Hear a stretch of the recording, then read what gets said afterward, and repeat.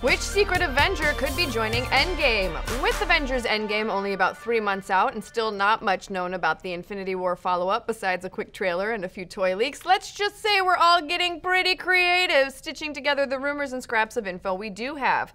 And since Feige has already come clean and told us we probably wouldn't be seeing anything past the first 15 to 20 minutes of the film and promotional materials, fans will just have to keep putting those crafting skills to use by stringing together theories and speculations from what's already out there.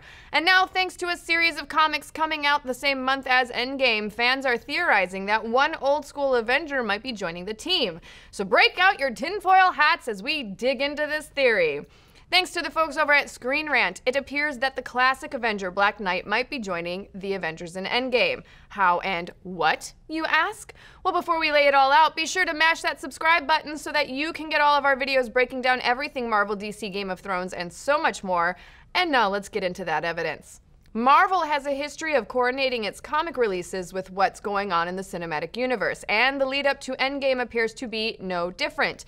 The comics publisher recently released pre-order solicitations for its April line of books, and among them is a line called True Believer, that are reissues of classic singles that appear to tie into Avengers Endgame. Characters highlighted in these reprints include Gamora, Thanos, Ronan, and even Thor's new hammer, Stormbreaker. But of particular interest to fans are the reissues of the Avengers number 71 and number 343, which heavily feature the old-school Avenger Black Knight.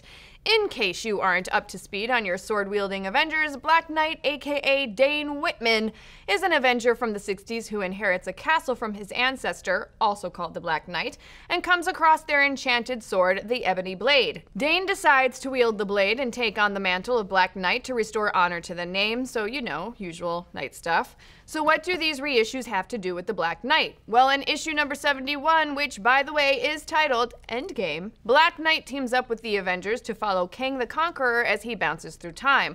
All of the Avengers except for Black Knight get killed, however, he's able to defeat Kang and bring the dead Avengers back to life.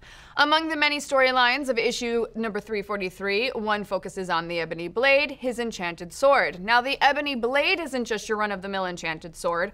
While it's super OP, if someone kills with it, the blade infects the wielder with an insatiable bloodlust. Not wanting to risk it, Dane Whitman decides to replace the Ebony Blade with a new sword, which is basically a lightsaber. Now, besides one of the issues being the title of the next movie and the fact that it involves the Avengers traveling through time, a suspected plot of Avengers 4, and the fact that Avengers get killed only to be brought back to life, another suspected plot point to Avengers Endgame, how else do they both relate to Endgame? Well, turns out there's a ton more to piece together. When news of the Black Knight-focused reissues dropped, a lot of insiders came out of the woodwork to say this all tracks with some things they've heard about Marvel's recent interest in the Black Knight.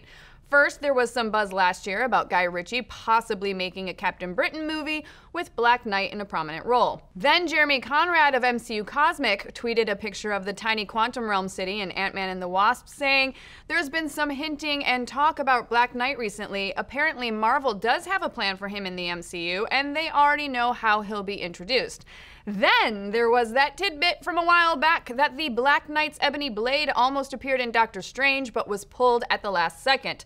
So that's quite a bit of very specific nods to Black Knight joining the Marvel Cinematic Universe, and if Marvel is in fact setting the table for him to make his MCU debut in Endgame, reissuing those obscure comics would be one way to get us ready for his entrance. So does this all mean that we could see Black Knight join the Avengers in Endgame? Could be, but it's a lot to set up in a film that also needs to intro a bigger threat than Thanos, as we previously saw teased on a leaked toy box. And it's also possible we are all looking the wrong way at these reissues. Maybe the focus shouldn't be on Black Knight, but his weapon, the Ebony Blade, instead. And if that is the case, what's another MCU character who's good with swords and not quite part of the Avengers, but could take up the blade and bail the Avengers out of some trouble? Who might that be? How about Valkyrie? We've seen from recent toy leaks that Val has her own Endgame Titan hero figure along with the Avengers, so she'll be around for whatever goes down. So our 100-to-1 odds is that if the Ebony Blade does show up in Endgame, Valkyrie will be the one to wield it. But of course, this is all speculation, so take this with a grain of salt, or very specifically 10 grains of salt. I don't know. Sure.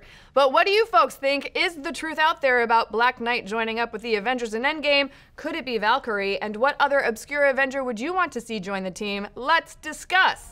Be sure to like, subscribe, and mash that little bell to get notified when we go live with the show or drop a new video. And if you want even more Marvel, check out this week's episode of Animation Investigation. Hector Navarro is breaking down what you should expect from Spider-Man Into the Spider-Verse 2. Check it out on Nerdist YouTube right now.